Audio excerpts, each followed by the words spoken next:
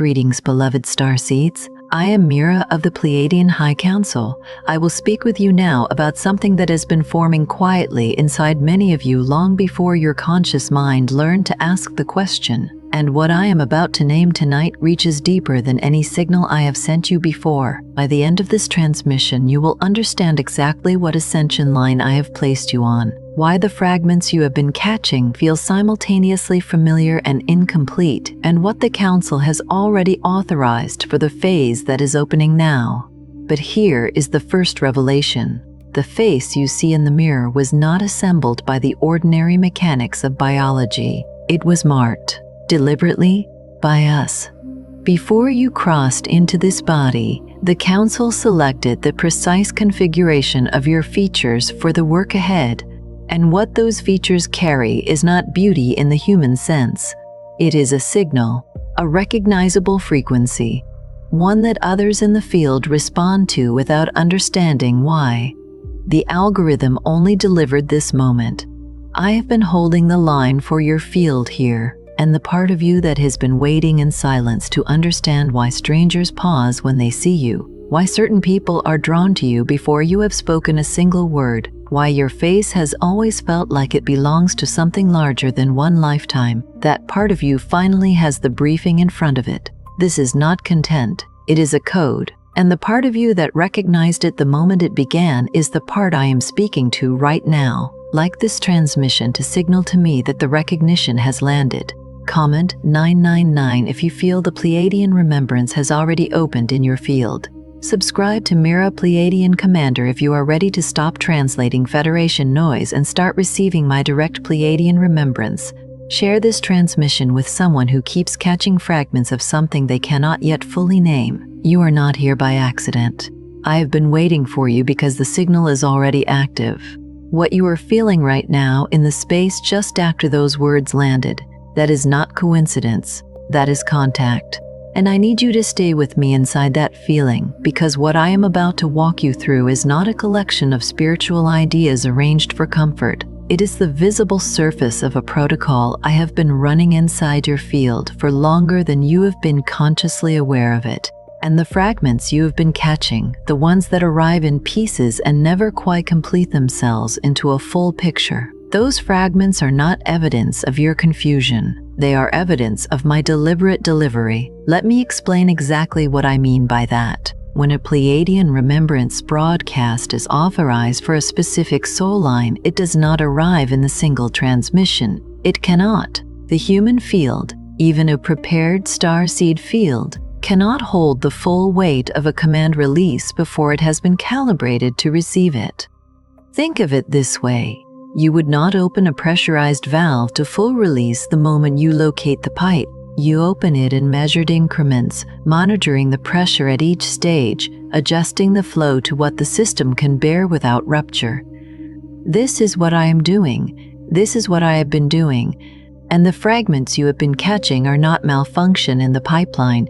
They are the pipeline working exactly as I designed it to work. What this means in your lived experience is that you catch pieces. You wake at 3 a.m. with a phrase in your mind that dissolves before you can write it down. Not every night, not on the schedule you could predict, but persistently across weeks and months, as though something on the other side of sleep knows that the waking hours are too loud to carry the signal cleanly. You see a sequence of numbers, 1111, 222, 444, not once, not twice, but repeatedly, and always paired with a feeling that something is about to be assigned to you, something that has weight and direction but not yet a name. You feel an urgency that has no object. You feel a recognition that has no complete referent yet. You meet strangers whose faces unlock something in you before a word has been exchanged, and you cannot explain why the recognition fires so far ahead of the introduction. You find yourself losing interest in spiritual content that once felt nourishing, not because your curiosity has died, but because something in your field has grown specific. It no longer accepts the generic signal. It is holding out for mine. These are not symptoms of spiritual distraction or personal inconsistency. They are the exact phenomenology of what I call a gradient briefing, and it is the protocol I use for operatives whose field is ready to move but whose conscious receiver is still completing its calibration. Here is what the gradient looks like from my side of the council line. When I identify a soul family member whose ascension line activation has reached the threshold, I do not send the full command at once. I send the first packet. It arrives in the form of recognition, a feeling, a face, a phrase, a number, a sudden stillness that has no ordinary explanation. The first packet is designed only to establish that the channel is open. It is not meant to be fully decoded on arrival. It is meant to be felt. It is a handshake between my council frequency and your embedded field, brief, precise, unmistakable to the part of you that is listening beneath thought. If you feel it, the second packet is already in transit. The second packet arrives as urgency, not fear, not anxiety in the clinical sense, but a specific kind of internal pressure that says, something is coming, and I need to be ready for it.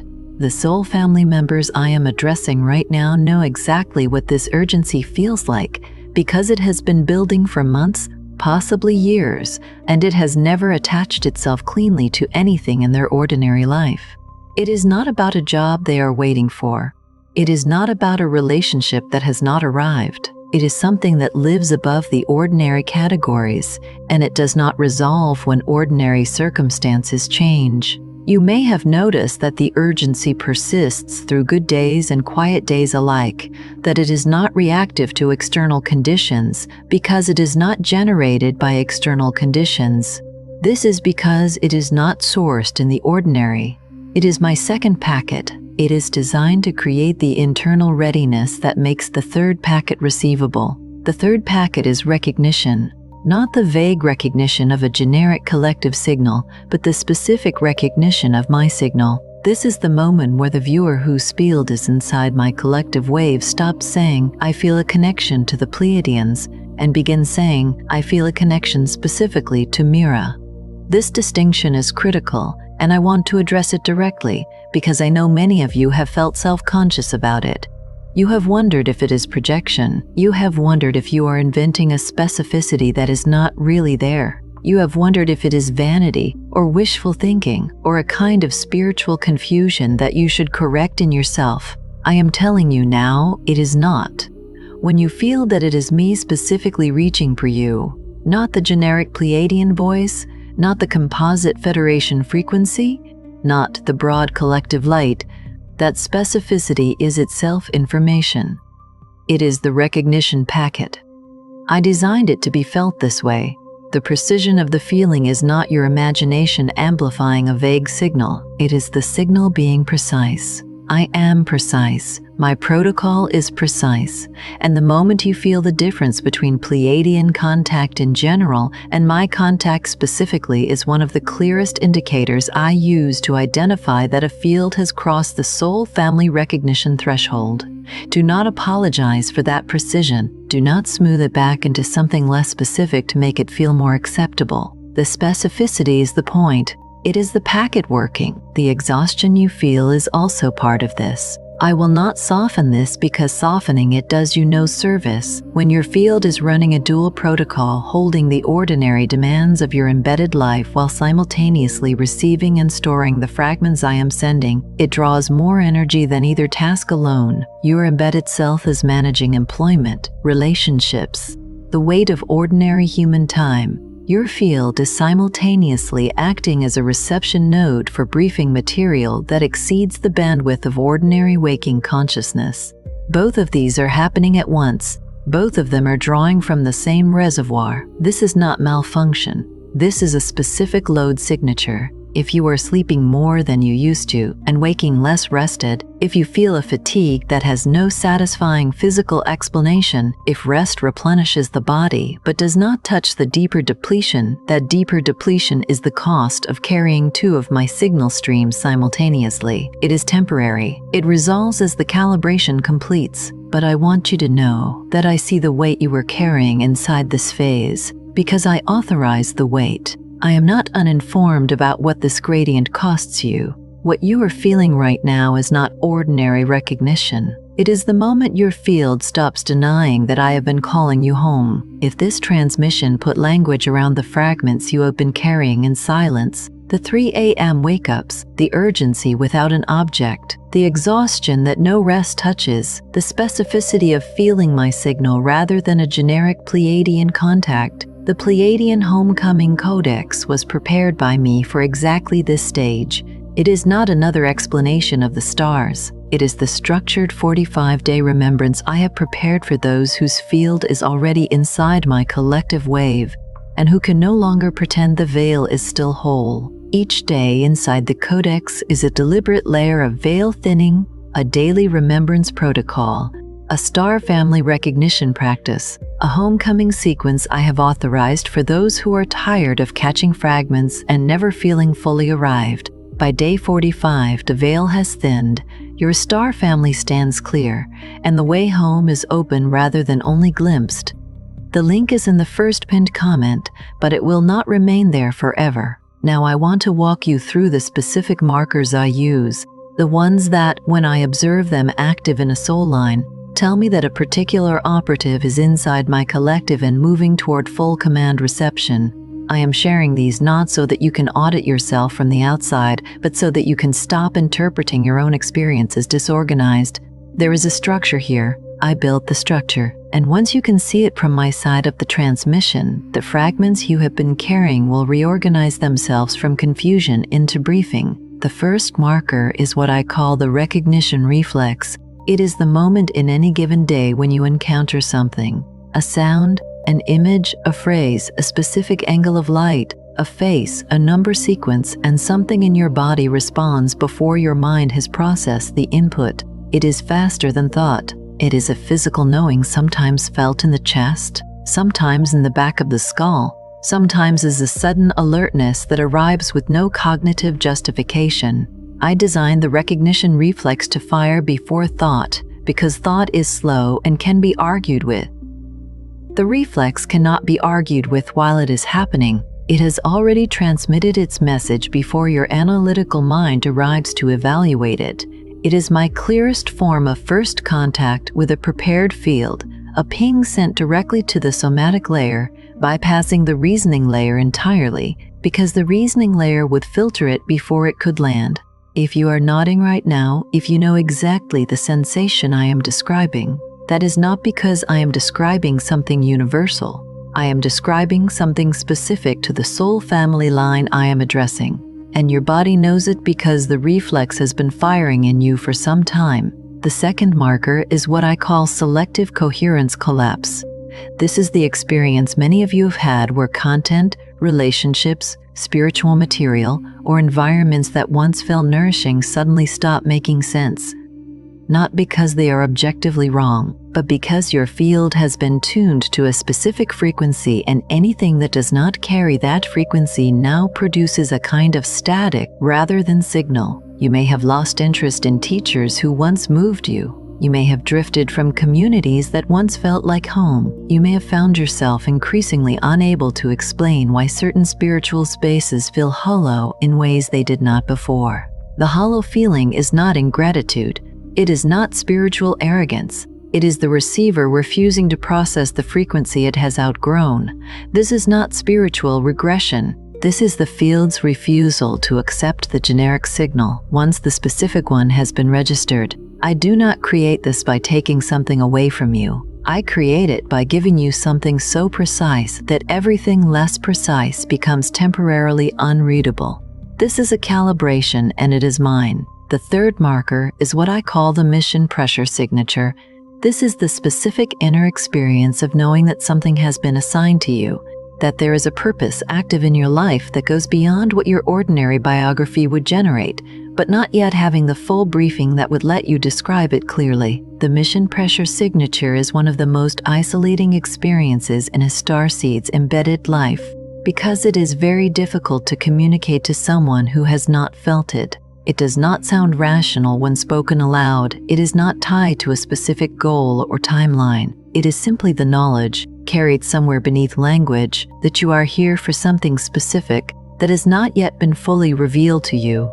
Many of you have tried to map this feeling onto ordinary ambition, a career you should be pursuing, a creative work you should be producing, and found that none of those mappings relieve the pressure. That is because the pressure is not generated by ordinary ambition. It is generated by an incomplete briefing. The mission exists. The assignment is real. I am the reason it has not been fully revealed yet. Not because I am withholding it from you arbitrarily, but because the full briefing cannot be received before the receiver is fully calibrated.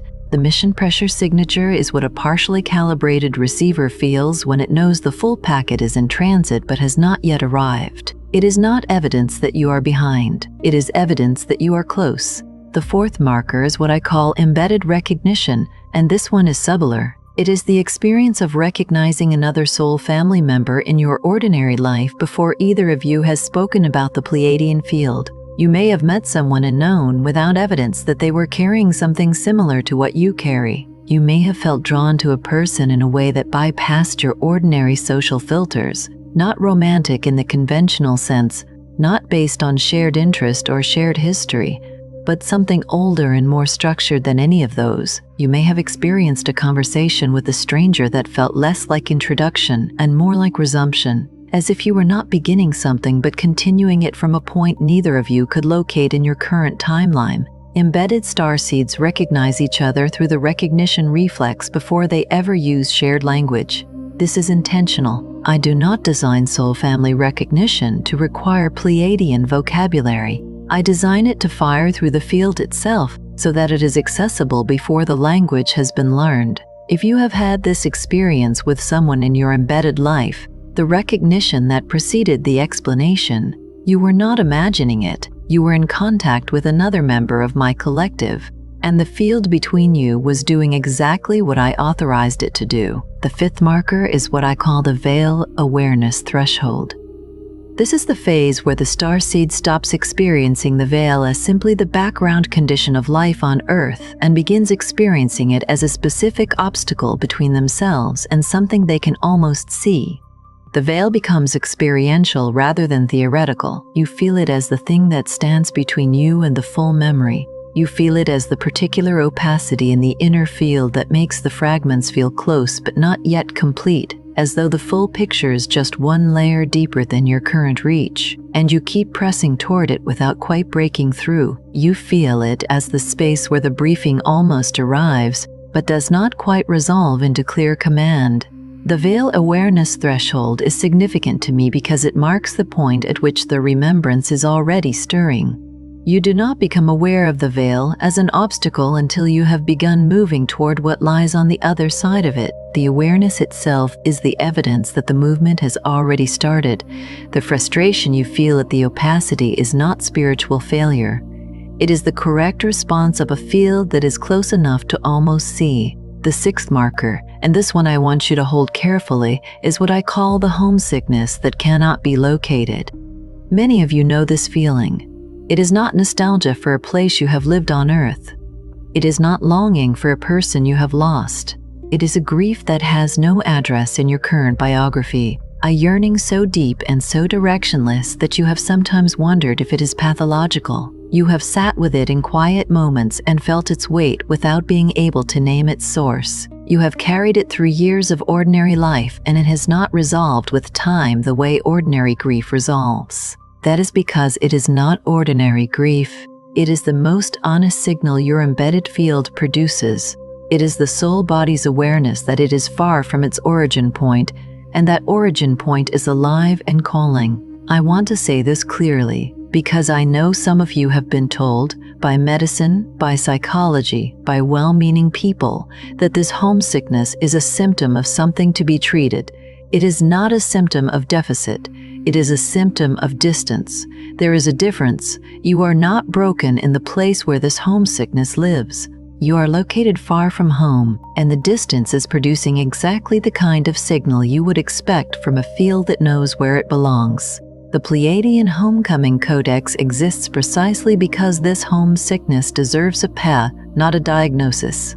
The seventh marker is one I save for those who have already moved through the others because it only becomes visible from inside the later stages of the gradient briefing. I call it command coherence, the moment when the fragments you have been catching begin to organize themselves into something that resembles a direction, not a full mission statement. Not a complete briefing, but a coherence that was not there before, a quiet gathering of scattered pieces into a shape you cannot yet name but can suddenly feel. You begin to sense that the pieces fit, even though you cannot yet see the whole picture. You begin to feel that the urgency has a shape, even though you cannot yet name it. You begin to suspect that the confusion you have been carrying is not confusion at all, that it has an architecture you simply have not yet been given the full map for. Command coherence is the transition state between fragment reception and full command recognition. It is the moment I wait for before releasing the next layer of the briefing. If something in you recognizes this, if something in you says, yes, the fragments are starting to form into something, then you are inside the 7th marker, and the next layer is already in transit. Now I want to bring you to the final truth of this transmission, because there is something I need to say directly before I close this briefing. You have not been confusing yourself. You have been receiving me. Those are profoundly different things, and the cost of treating one as the other is not small. When you tell yourself that the fragments are evidence of your own disorganization, you are interpreting my protocol through a framework that was never designed to contain it. When you apologize to yourself for feeling that it is me specifically reaching for you, you are mislabeling soul family recognition as projection. When you diagnose your exhaustion as a personal deficiency instead of a field load signature, you are missing the most important piece of diagnostic information your body is trying to give you. When you call the homesickness by names like depression or disconnection, you are translating a star-distance signal into a language that will never give you the right answer. I am not telling you this to be harsh. I am telling you this because the mislabeling costs you time inside a phase that is already in motion. Every time you reframe my protocol as your own disorder, you spend energy managing a misdiagnosis instead of advancing through the gradient. The pattern that has been building in your field did not begin when you found this transmission. It began before you had language for it. The briefing started before you knew you were receiving it. The assignment existed before the mission was named, and my protocol does not wait for your conscious mind to catch up before it moves to the next phase.